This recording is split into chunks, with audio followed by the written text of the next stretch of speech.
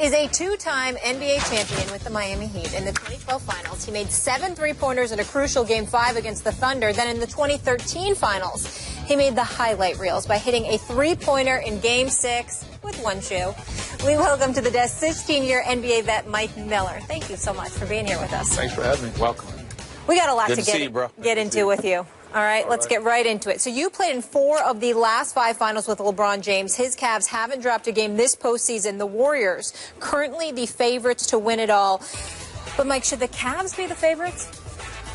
As it sits right now, I have the Cavs as my favorites. I think they can win it, and it's for multiple reasons. I think most obvious is the way they're playing right now and the way they're shooting the ball right now. Can they sustain that? That's going to be we'll soon find out.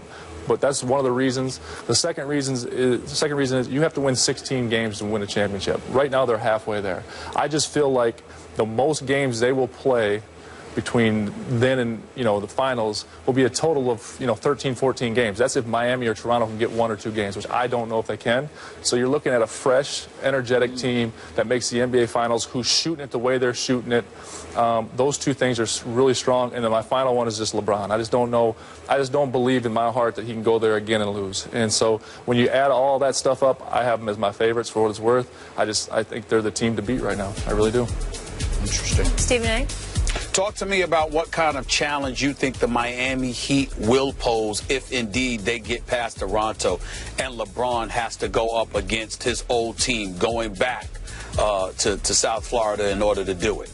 Well, I think Miami does win that series, and I think that what it will be is his going back is going to be interesting. The dynamic between his relationship between him and D. Wade, I think someone said it maybe even on this show, is very similar to the Isaiah Thomas Magic Johnson, right? Is where will that go? Outside of that, the biggest thing that they're going to get, Miami has a defensive structure, and they're going to muck the game up. They're always been great defending the 3. It's obviously what Cleveland has been great at in this postseason, making 18, 19 threes a game or whatever it is. So they will bring that challenge defensively. At the end of the game, they have 2 guys, to me, that can win, too, which is D. Wade and Joe Johnson are pretty good closers. D. Wade's a really good closer. So if they can muck it up and keep the games close, that's the challenge they'll have. Ultimately, I think Cleveland has too much, but we'll see. So you were always one of LeBron's favorite teammates. In fact, if memory serves, he took out a full-page ad when they decided to cut you for financial reasons, right? Yes. Because he was so thankful of all that you had brought to that team and to him personally. So give us your insight. You obviously have a good feel for LeBron. How much has he changed? When you watch him now on television versus that guy you helped win his first ring, obviously, in 2012, what evolution have you seen? What maturity have you seen in LeBron? I think he's changed a lot, but, everyone changes when they go through things. I've talked about this a lot. I mean, things just don't happen overnight. It's almost like the Cleveland team now, same as when we put our Miami team together. When you have expectations, it makes things tough because with expectations comes pressure, right? And there's no way of getting around that. And you get criticized through things. I think criticism's good. I think you learn from criticism. Either you're right and you can be stronger in what you're doing, or you see that they're wrong or they're right and you can learn from it. So I think he's done that. He's gone through a bunch of stuff. He's had to listen to a bunch of things. He's lost championships. People talk about his legacy all the time. What he has done, I think, the best through this is he started to trust people more, started to trust his teammates more. And that comes with being around the guys more. That's why I always, the San Antonio Spurs are the perfect example. That's why they're so good. They've been around each other so long. They trust each other so much. And trust is you throw it around really easily, but it's hard to gain. And until you're around those guys a lot and they can constantly count on you to do what your job is, they work both ways. So you got to trust them to do their job, and they got to do their job. So I think the biggest thing is he's trusted his teammates more and relied on them more, and I think that's really helped him. It really has. I want you to chime in about this whole Chris Bosh situation from this perspective. Chris Bosh obviously wanted to play, felt that he was ready to go. I'm sure you're familiar with your former teammate and your friends, blood clot issues. Miami obviously thought otherwise. Ultimately, they reached an accord where there was a statement released by the Heat where they said that us and Chris Bosh have agreed that he'd miss the rest of the postseason.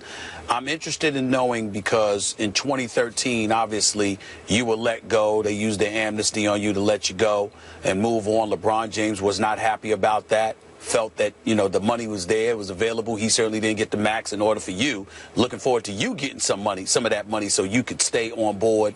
You've got those out there who are speculating that to some degree that has something to do with why Bosh is sitting out right now. I want to know, as a former player of the Miami Heat, what you make of all of that. It's a tough one because I understand both sides of it, and without knowing in detail what's actually happening, what's going on with Chris, it makes it difficult. I understand where Chris is at. He wants to play. You can't ever blame a guy for wanting to play. You know, the hardest thing without knowing the details of it is it life-threatening? Is it something that can affect him long-term? The thing I'll give credit with Miami, they've been through this. They've been down this road before with Alonzo Mourning.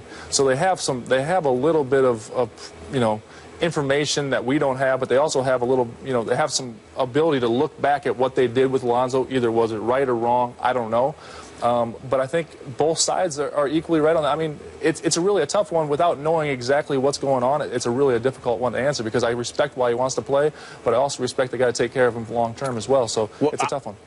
Skip, I'm glad he said that because that's the point that I wanted to make. I see both sides of it. I look at them looking at it as we're looking out for Chris Bosh's health. He's also getting his money, but we're also looking out for the long-term health of the business of the Miami Heat. I can respect that. I was just wondering whether or not players felt the same way.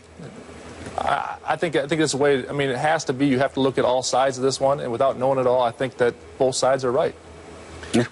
Stephen A. and I have run out of adjectives to describe what Steph Curry continues to do and continues to amaze us with.